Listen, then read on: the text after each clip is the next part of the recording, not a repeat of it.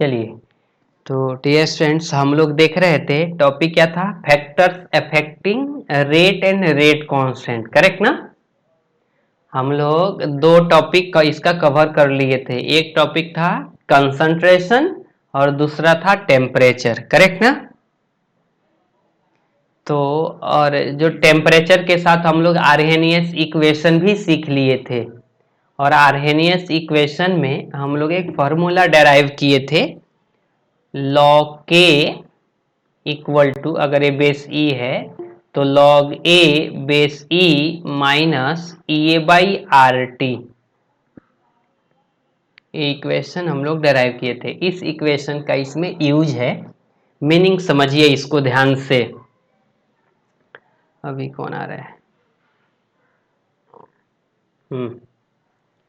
तो अगर आप टेम्परेचर बढ़ाएंगे, ध्यान से देखना है, जब हम टेम्परेचर बढ़ाएंगे तो आप बताइए, जब टेम्परेचर बढ़ाया जाता है तो अगर ये वैल्यू बढ़ेगा तो इसका इस वैल्यू का मान क्या होगा, घटेगा नहीं। ये पूरे का जब टेम्परेचर बढ़ा देंगे तो ये पूरे का मान क्या होगा, घट जाएगा, करेक्ट ना।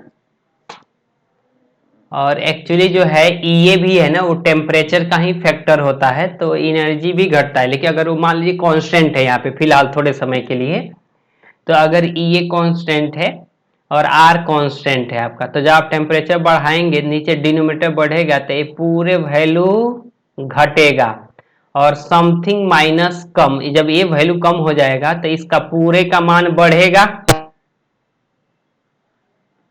ध्यान से देखिए, अगर टेम्परेचर बढ़ेगा तो इसका मान, ये जो पहला ब्रैकेट दिख रहा है, इसका मान घटेगा। जब इसका मान घटेगा तो इसका ओवरऑल का मान बढ़ेगा। तो ये पूरा जब बढ़ेगा तो के भी बढ़ेगा, है या नहीं। जी सर। तो इसलिए जब टेम्परेचर बढ़ता है तो के भी बढ़ता है, यानी as temperature increases, as temperature increases rate constant also increases, also increases। एक सेकेंड, कौन है, कौन है, विकास है। जब टेम्परेचर बढ़ता है तो रेट कांस्टेंट का मान भी बढ़ता है।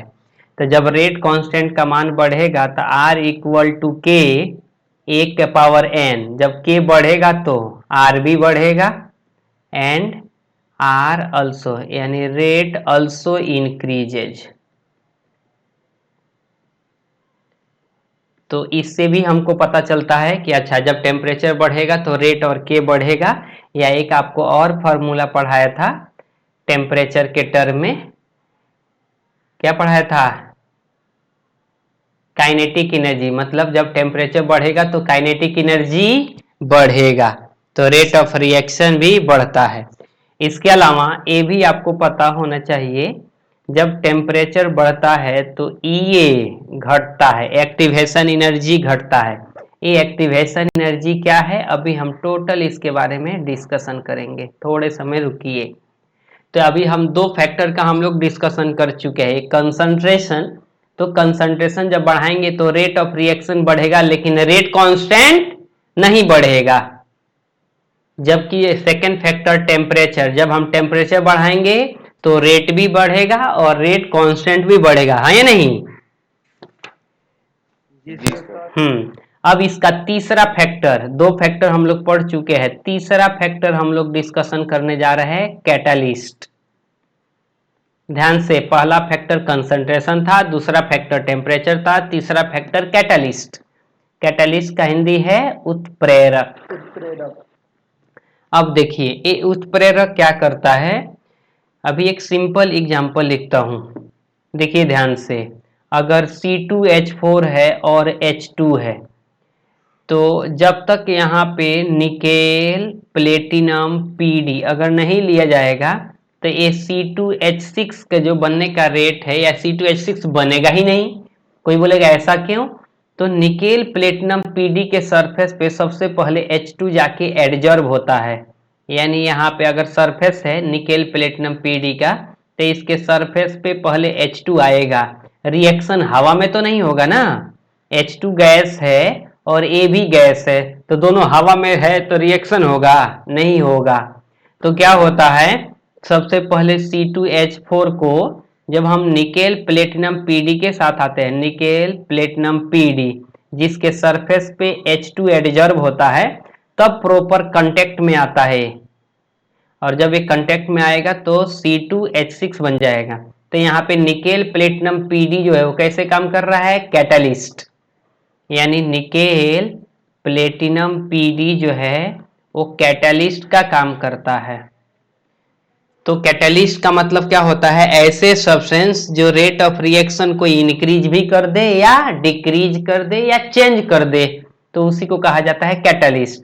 एक और बहुत फेमस रिएक्शन बार बार आता है, जैसे N2 + 3H2, तो यहाँ पे लिखा रहता है Fe मॉलिब्डेनम और नीचे Fe फेरस और नीचे मॉलिब्डेनम, तो ये बनता है आपका NH3 अमोनिया। तो यहाँ पे भी जो Fe है वो कैटलिस्ट का काम करता है। तो अभी कैटलिस्ट जो है रेट ऑफ रिएक्शन को बढ़ा भी सकता है और घटा भी सकता है।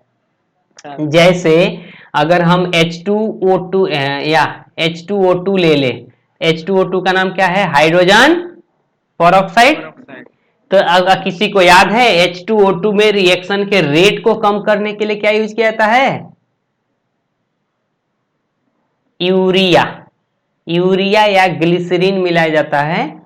तो ये H2O का रेट जो है, जैसे H2O + O नेसेंट ऑक्सीजन बनने का रेट कम हो जाता है, तो यहाँ यूरिया जो है वो भी कैटालिस्ट है, लेकिन ये क्या कर रहा है? रेट ऑफ रिएक्शन को डिक्रीज कर रहा है, तो इसको बोलते हैं negative catalyst.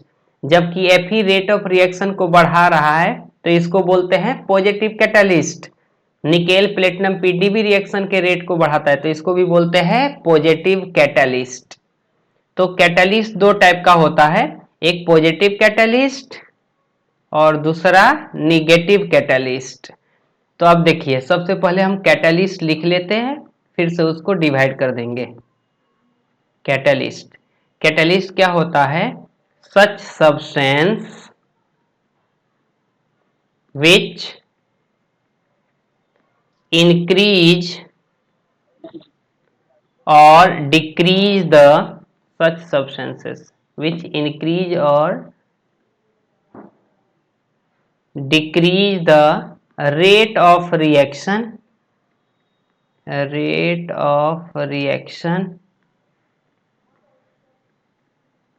called as catalyst।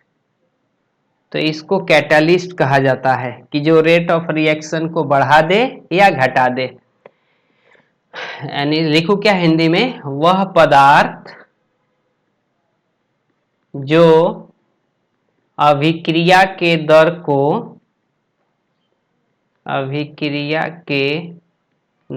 को बढ़ाता है या घटाता है?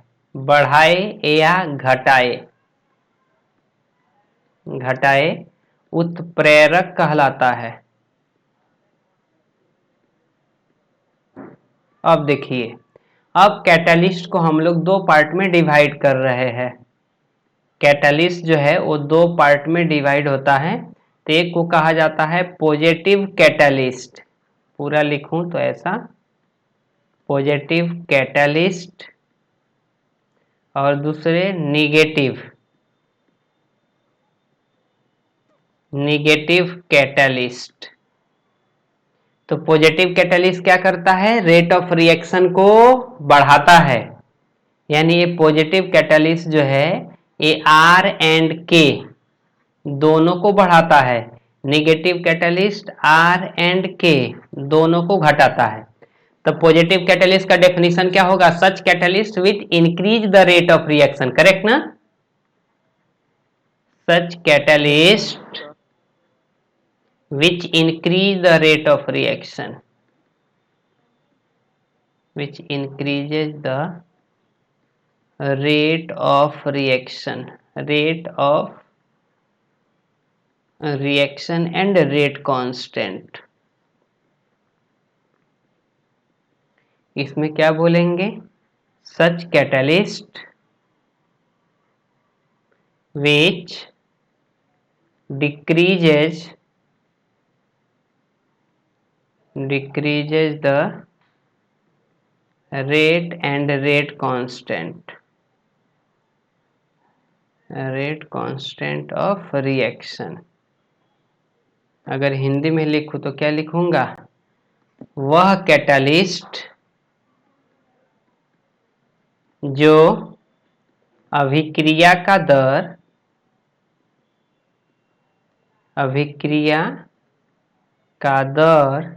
तथा दर नियतांक को बढ़ाता है,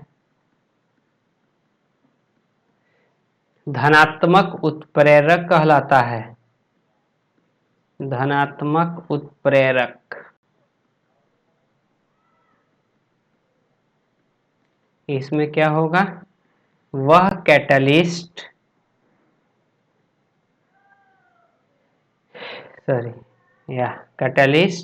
जो अभिक्रिया का दर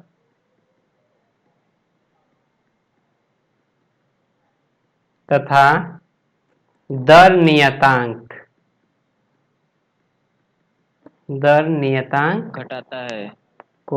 घटाता है। अब देखिए, अभी ये कैसे बढ़ाएगा कैसे घटाएगा? अभी अच्छा, नेगेटिव कैटलिस्ट को ही एक दूसरा नाम दिया गया है, इसको ही बोलते हैं इनहिबिटर। अब देखिए, मैं यहाँ पे ग्राफ बना रहा, इसको ध्यान से समझिए। ये ग्राफ यहाँ पे आएगा, इसमें बहुत सारे टर्म है, आपको ध्यान से देखना है। और एक ट्रांजिशन स्टेट आप पूछ रहे थे, वो भी देखिए ध्यान से। तो यहाँ पे एनर्जी दिखा रहे हैं, एनर्जी, और यहाँ पे दिखा रहे हैं आपका रिएक्शन कोऑर्डिनेट।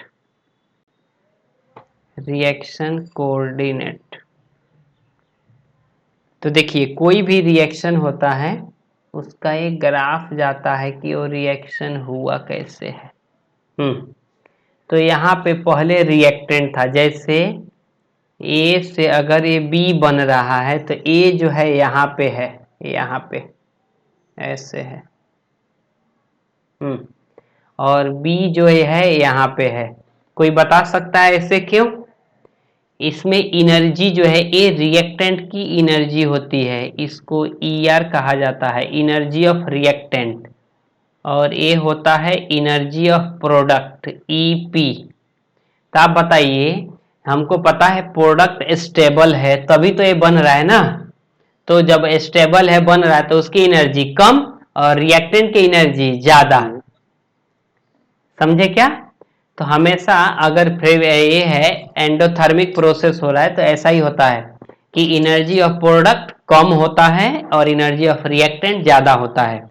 अब देखिए, एनर्जी ऑफ रिएक्टेंट को रिएक्शन में पार्टिसिपेट करने के लिए इतना एनर्जी हमने दिया है, ये एनर्जी इतना, यहां से लेकर यहां तक ये एनर्जी जो है, और इसी एनर्जी का नाम है एक्टिवेशन एनर्जी। इस एनर्जी को हम लोग बोलते हैं एक्टिवेशन एनर्जी। तो ये एक्टिवेशन एनर्जी क्या होता है? वह मिनिमम एनर्जी जो रिएक्टिंग मॉलिक्यूल को एक्टिवेट करे, मतलब क्रियाशील बना दे रिएक्शन के लिए, उसी को कहा जाता है एक्टिवेशन एनर्जी, संक्रियण ऊर्जा, यहां से यहां तक। इसमें किसी को डाउट है? No sir. तो यहां से यहां तक जो एनर्जी है इसको कहा जाता है EA, एक्टिवेशन एनर्जी। अब सुनिए ध्यान से, ये पॉजिटिव कैटलिस्ट और नेगेटिव कैटलिस्ट क्या करता है? जो पॉजिटिव कैटलिस्ट है वो ऐसे जाता है, ऐसे, यहां से फाइनल पॉइंट सेम है, यानी एक सेकेंड, यहां से। तो उसमें पॉजिटिव कैटलिस्ट में क्या होता है? ये एक्टिवेशन एनर्जी कम हो जाता है, तो जब ये एक्टिवेशन एनर्जी कम हो जाएगा तो आपको तो कम ही एनर्जी देना पड़ेगा ना, तो रिएक्शन का रेट ज्यादा हो जाएगा, है या नहीं? जी सर। जबकि तो ये जो पॉइंट है, ये जो एनर्जी है वो पॉजिटिव कैटालिस्ट के चलते हैं, पॉजिटिव कैटालिस्ट। लेकिन जब नेगेटिव कैटालिस्ट आता है तो वो एक्टिवेशन एनर्जी को बढ़ा देता है, ऐसा हो जाता है। तब आपको कितना, इतना एनर्जी देना पड़ेगा, यानी अब आपको ज्यादा एनर्जी देना पड़ेगा, तब वो रिएक्टेंट मॉलिक्यूल कोलाइड करेगा। यहां से एक्चुअली ऐसा इसके पीक मैच कर जाना चाहिए, ऐसा है। एक सेकेंड,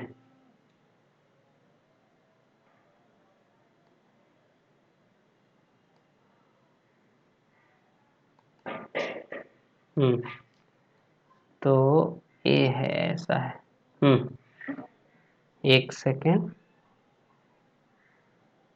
ठीक है, मैं समझा डिस्कनेक्ट हो गया। तो सुनिए ध्यान से, ये जो एक्टिवेशन एनर्जी आया है उसको हम लोग बोल रहे हैं ई डबल डैश। वो कब का है? In case of negative catalyst, negative catalyst. और ये कब का है? इन केस, इसको बोल रहे हैं मैं ई dash, in case of positive catalyst, in case of positive catalyst. और ए कब का है? विदाउट कैटालिस्ट, इसको मैं ई कह रहा है, तो ये है विदाउट कैटालिस्ट। ये समझ रहे क्या आप लोग? जी सर। तो जो ये सबसे ज्यादा वाला एनर्जी देना पड़ रहा है ये कब का है? Negative catalyst. तो नेगेटिव कैटालिस्ट क्या होता है? एक्टिवेशन एनर्जी को बढ़ा देता है, तब हमको ज्यादा एनर्जी देना पड़ेगा, इसलिए रिएक्शन का रेट कम हो जाता है। पॉजिटिव कैटालिस्ट एक्टिवेशन एनर्जी को कम कर देता है, मॉलिक्यूल को थोड़ा एक्टिवेट कर देगा पहले, या मैं बताऊंगा कैसे होता है। तो उस केस में एक्टिवेशन एनर्जी जब कम हो जाता है तो हमको कम एनर्जी देना पड़ेगा, रिएक्शन का रेट बढ़ जाता है, और ये है विदाउट कैटालिस्ट। तो अगर हम एक्टिवेशन एनर्जी का ऑर्डर देखेंगे, ऑर्डर ऑफ एक्टिवेशन एनर्जी, तो सबसे ज्यादा कौन सा होगा? ई डबल डैश, देन ई ए, देन होगा आपका ई डैश। तो ई डबल डैश क्या है? Without, sorry, with negative catalyst, negative catalyst. और ये है विदाउट कैटालिस्ट,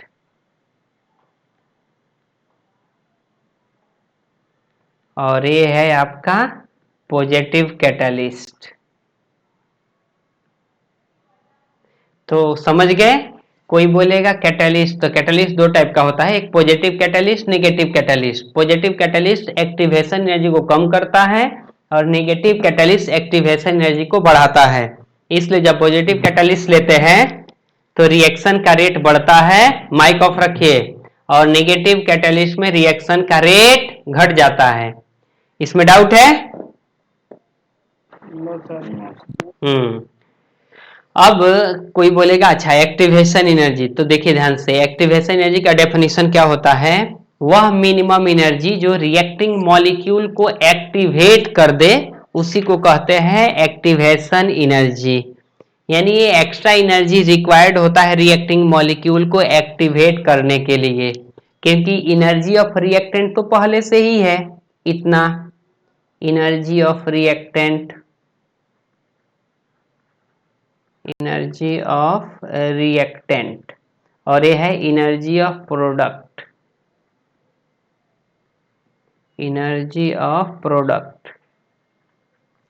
तो वह मिनिमम एनर्जी या वह extra amount of energy required to activate the reacting molecule is called as activation energy.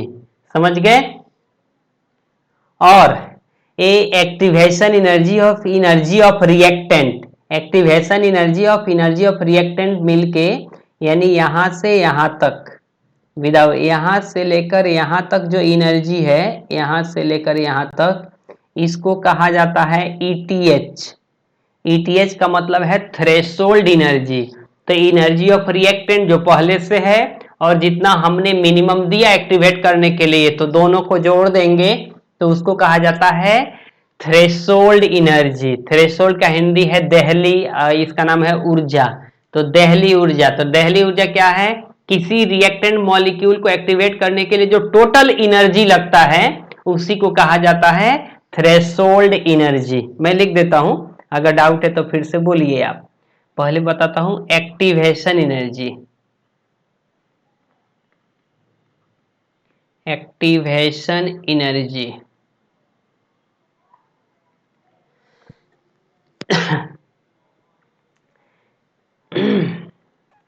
such extra amount of energy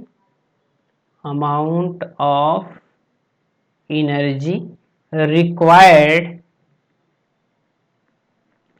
to activate, या such extra amount of energy या such minimum energy ये भी कहा जाता है, required to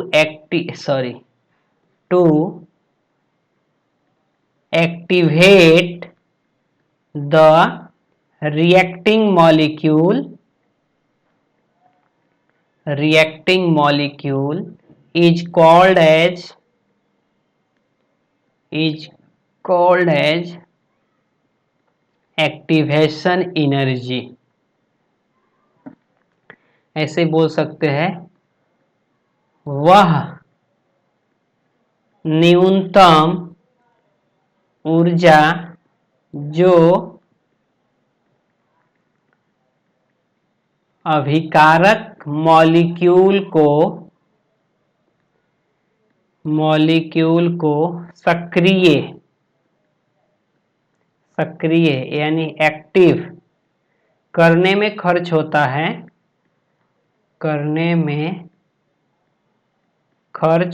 है, संक्रियण ऊर्जा कहलाता है। संक्रियण ऊर्जा कहलाता है। अब एक और है थ्रेशोल्ड एनर्जी।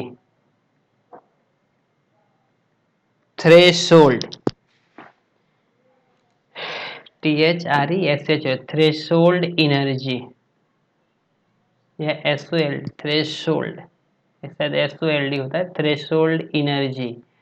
तो थ्रेशोल्ड एनर्जी क्या है? टोटल एनर्जी रिक्वायर्ड, फिर से बताता हूं ग्राफ से, टोटल एनर्जी रिक्वायर्ड, ये आवाज आ रहा है क्या?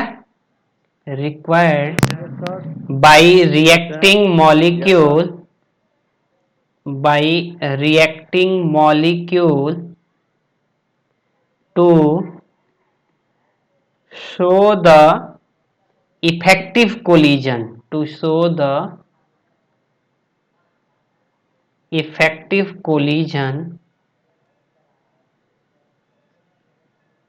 is called as threshold energy।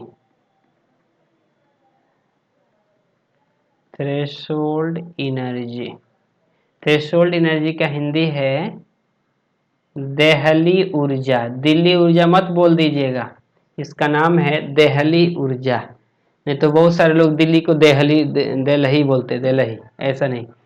तो ये यानी वह कुल ऊर्जा जो रिएक्टिंग मॉलिक्यूल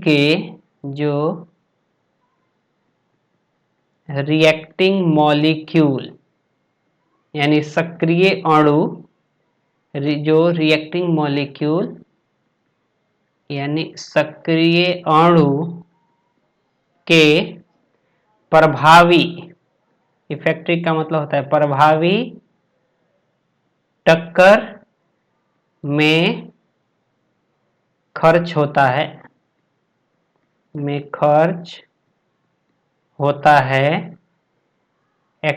थ्रेशोल्ड एनर्जी कहलाता है।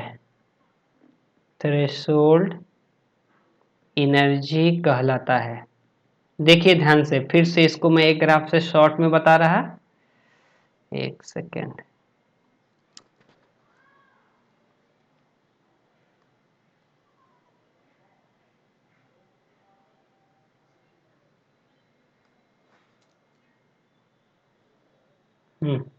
अब देखिए, एक ग्राफ है आपका,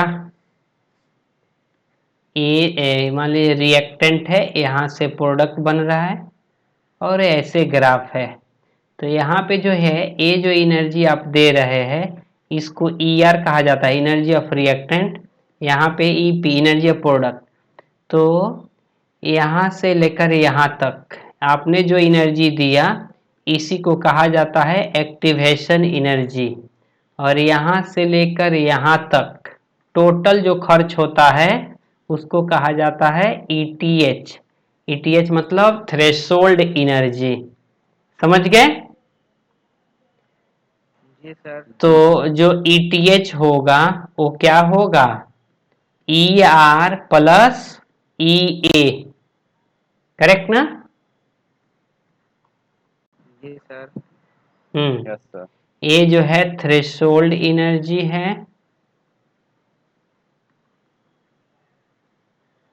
ये है एनर्जी ऑफ रिएक्टेंट। हर एक रिएक्टेंट की खुद की कुछ एनर्जी होती है, एनर्जी ऑफ रिएक्टेंट। और ए है एक्टिवेशन एनर्जी, इसको स्मॉल ए लिखिए इधर, एक्टिवेशन एनर्जी।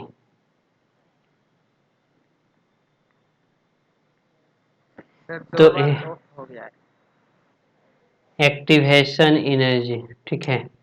तो आप यहां तक समझ गए एक्टिवेशन एनर्जी क्या होता है?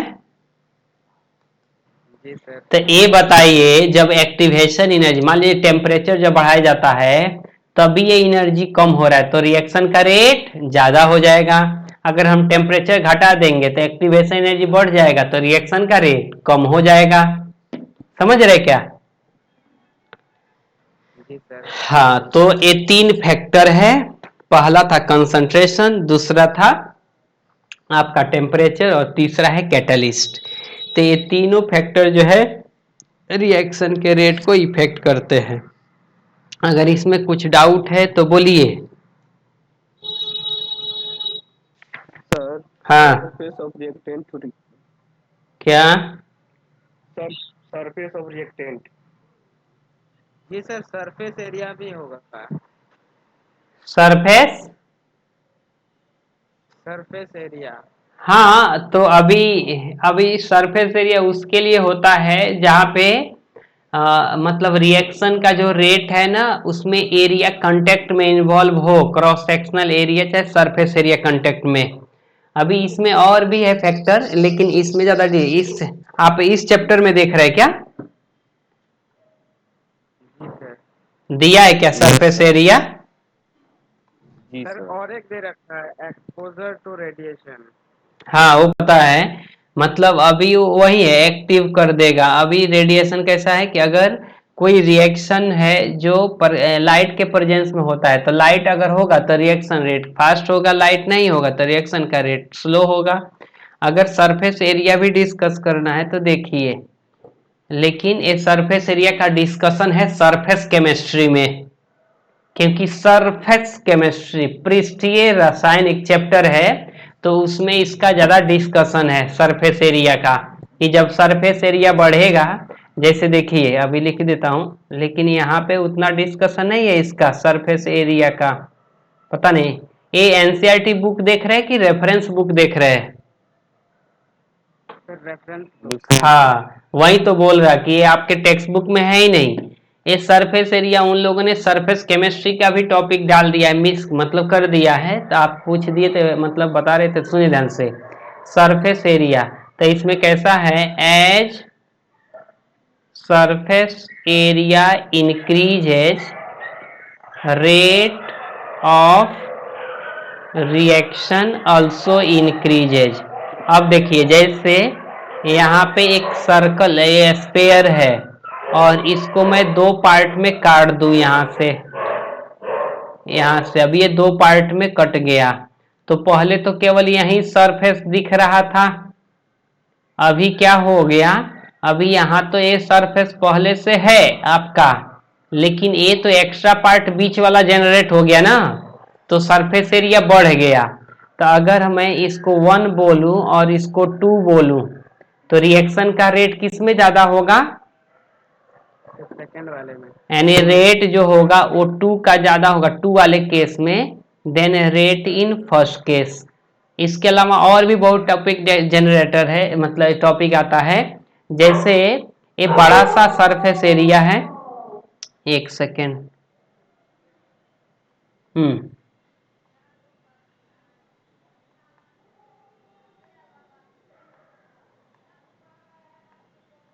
ये टाइम पास हो गया इसका। हाँ, अगर एक बड़ा सा आपका पास क्यू ए है, स्पेयर है, और इसको छोटे छोटे स्पेयर में अगर तोड़ दिया जाए तो बताइए किसका सरफेस एरिया ज्यादा होगा? छोटे छोटे स्पेयर। ये सबको जोड़ देंगे तो ज्यादा हो जाएगा ना। तो यानी इस केस में रिएक्शन का रेट और इस केस में रिएक्शन का रेट, अगर ये इधर R1 है इधर R2 है, तो ये R2 is greater than R1। तो ये सरफेस एरिया का डिस्कशन है। इसलिए जब भी सरफेस रिएक्शन होता है तो बड़े बड़े पार्टिकल के जगह पे छोटे छोटे स्मॉलर पार्टिकल यूज किया जाता है। अब आप पूछ ही दिए तो चलिए एक और टॉपिक है, इसी में डिस्कशन करता हूँ। जैसे C2H4 है और यहाँ पे H2 है और यहाँ पे लिखा है निकेल प्लेटिनम पीडी। अब सुनिए, निकेल प्लेटिनम पीडी बड़ा बड़ा लॉम्प नहीं रहता है, ये पाउडर होता है, पाउडर। क्योंकि जब पाउडर हो जाएगा तो उसका सरफेस एरिया बहुत ही ज्यादा बढ़ जाएगा। तो सरफेस एरिया ज्यादा होगा तो एडजॉर्प्शन भी ज्यादा होगा, तो रिएक्शन का रेट भी ज्यादा होगा।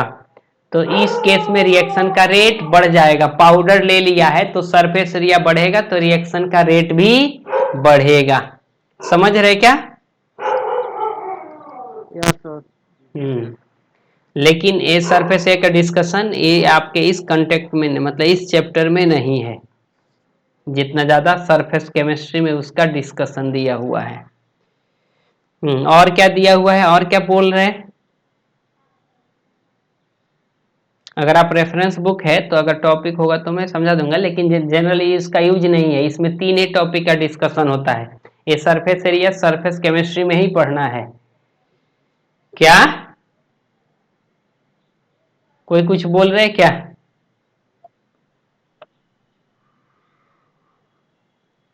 आवाज नहीं आ रहा है।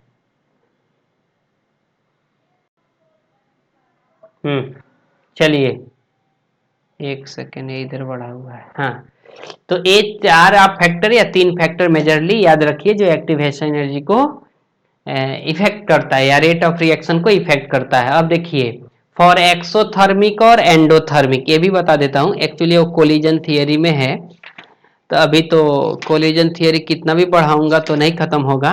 अभी एक नोट लिख के देता हूँ और कल कोलिजन थियरी पढ़ा दूंगा। तो ये नोट ध्यान से देखिए, ये नोट का बहुत अच्छा यूज है यहाँ पे। अभी ये आपको रटे रटाए कंसेप्ट है, मतलब मैं इधर रिएक्शन लिख के दे रहा और इधर उसका ऑर्डर लिख के दे रहा कि ऑर्डर क्या होगा। तो अगर रेडियो एक्टिव डीके कहीं पे लिखा है, radio active decay, radio active decay मतलब न्यूक्लियर रिएक्शन, न्यूक्लियर रिएक्शन या नाभिकीय अभिक्रिया, नाभिकीय अभिक्रिया, ये सब रेडियो एक्टिव डीके जो है न्यूक्लियर रिएक्शन के ही अंदर आता है, अल्फा बीटा गामा निकलता है। तो इसका जो ऑर्डर है n=1, यानी फर्स्ट ऑर्डर रिएक्शन जैसा ही फॉलो करता है। समझ गए? First order. अगर वो कहीं पे आपको नहीं लिख के देगा कि देखो radio active decay first order है, अगर लिख दिया रेडियो एक्टिव नाभिकीय रिएक्शन दे दिया तो आपको खुद से समझना अच्छा कि ये फर्स्ट ऑर्डर ही होगा। ठीक है? सेकेंड केस, सेकेंड केस क्या है? Adsorption of gas, adsorption of gas on metal surface, on metal surface, जो अभी बता रहा था निकेल प्लेटिनम पीटी के सरफेस पे H2 का आना, यानी धातु के सतह पर ए बी ना होता था। आए, क्या बोल रहे हैं? ए बी ना होगा। ए बी नहीं ना, अभी ये दो टाइप का है, एक होता है एडजॉर्प्शन, एक होता है एब्जॉर्प्शन। तो एडजॉर्प्शन मतलब सरफेस फेनोमेनन, एब्जॉर्प्शन मतलब बल्क फेनोमेनन। एब्जॉर्प्शन एब्जॉर्प्शन उसके अंदर होता है, एडजॉर्प्शन सतह पे होता है, समझे क्या? जैसे केक, केक के ऊपर अगर क्रीम डाल देंगे, अगर वो ऊपर रह गया तो एडजॉर्प्शन, अगर उसके अंदर लिक्विड है अगर वो अंदर चला गया तो एब्जॉर्प्शन। चने के अंदर जाना एब्जॉर्ब, चने के अंदर जब पानी जाता है तो क्या कहलाता है? एब्जॉर्प्शन। लेकिन चने के ऊपर क्रीम रखेंगे तो अंदर जाएगा कि वो बाहर ही रहेगा? बाहर रहेगा, तो बाहर रहेगा तो एडजॉर्प्शन, समझ गए? Yes sir. गैस का जमा होना, तो ए एन इक्वल टू 0 है, ये जीरो ऑर्डर रिएक्शन है, याद रखना है।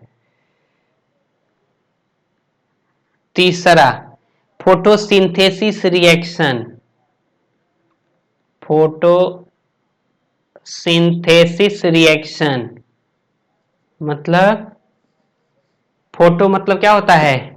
लाइट, सिंथेसिस रिएक्शन, यानी इसका हिंदी क्या है?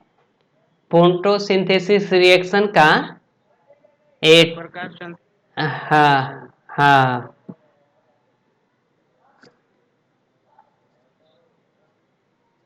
संश्लेषण अभिक्रिया, अगर ऐसा हो जाए तो ए भी एन इक्वल टू 0 होता है।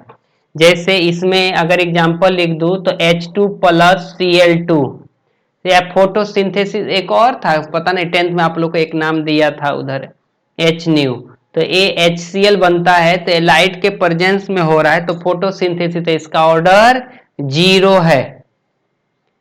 ठीक है, अब देखिए इसमें फोर्थ में अगर CH3 COOH प्लस C2H5OH हो, अगर ये ईस्टर बन रहा है CH3 COOC2H5 प्लस H2O, तो इसका जो N है वो 2 है, सेकेंड ऑर्डर रिएक्शन है स्टेरिफिकेशन। जबकि इसको उल्टा कर देंगे, अगर आपने ऐसे कर दिया CH3 COOC2H5 प्लस H2O, तो ये हो जाएगा CH3 COOH और C2H5OH, तो इसका N कितना हो जाएगा? 1, सीडो ऑर्डर रिएक्शन, करेक्ट ना? जी sir. Pseudo first order reaction यही तो है, क्योंकि इसमें H2O जो है वो सॉल्वेंट का काम कर देता है। तो इतना ये पॉइंट आपको याद रखना है। चलिए फोटोकेमिकल रिएक्शन पढ़ाई देता हूँ, ये आपको नहीं है शायद टेक्स्ट बुक के अंदर। तो फोटोकेमिकल रिएक्शन जो है वो लाइट के ऊपर, लाइट के इंटेंसिटी पे डिपेंड करता है कि इंटेंसिटी कैसा है। अगर इंटेंसिटी ज़्यादा होता है तो रिएक्शन का रेट भी ज़्यादा होता है। तो अगर आप लिखना चाहते हैं, एक सेकेंड वो भी कवर कर देता हूँ टॉपिक, जैसे नहीं है कल ये टॉपिक खत्म हो जाएगा। और हम क्या करेंगे, जब ये ऑफलाइन चालू भी होगा ना तो हम ट्राई करेंगे ऑनलाइन भी एक क्लास ले लेने के लिए, ताकि आपका वो भी चैप्टर आगे चलता जाएगा। फोटोकेमिकल रिएक्शन, फोटोकेमिकल रिएक्शन, ये फोटोकेमिकल रिएक्शन क्या है? ऐसे reaction which takes place in presence of sunlight, reaction, अरे एक होता है हाइड्रोलिसिस, इलेक्ट्रोलिसिस, ए फोटोसिंथेसिस, या reaction which takes place in presence of sunlight is called as photochemical reaction, photochemical या फोटोसिंथेसिस।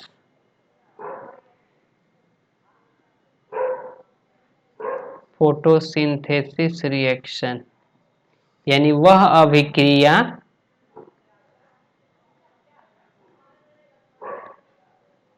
अभिक्रिया जो प्रकाश की उपस्थिति में होती है, प्रकाश मतलब इधर सनलाइट है, सनलाइट के उपस्थिति में होती है,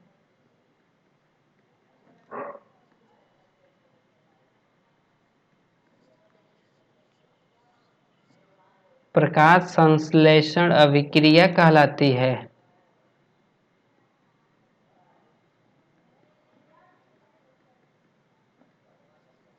अभिक्रिया कहलाती है।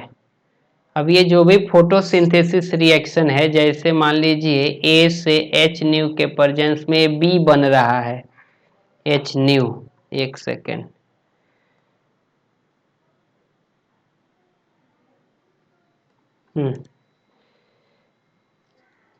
तब देखिए तो इसमें जो रिएक्शन का रेट है, ये डायरेक्टली प्रोपोर्शनल टू होता है C इंटू आई, जहां पे C क्या है, वेलोसिटी ऑफ लाइट, करेक्ट ना,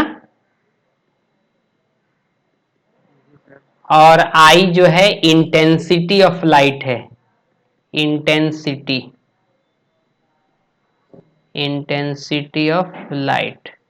तो C velocity of light, I is intensity of light, ये याद रखना है आपको। R is proportional to C into I.